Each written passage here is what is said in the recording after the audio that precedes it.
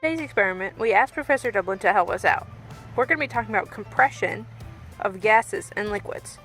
For that, we have an empty water bottle, some water, and some food coloring, just for ease.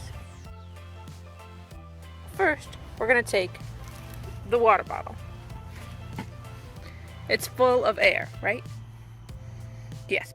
When I squish it, see what happens and try and connect what you think is happening on the micro level.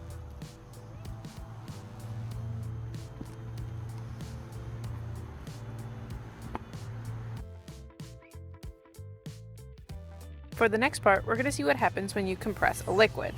You need an empty water bottle, water, and food coloring, just if you want to see the water easier. Now, we'll pour the blue water into the empty water bottle. Make sure to pour the water bottle up to the very top.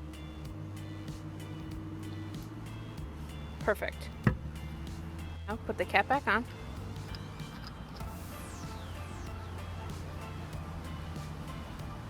Now we have our full water bottle.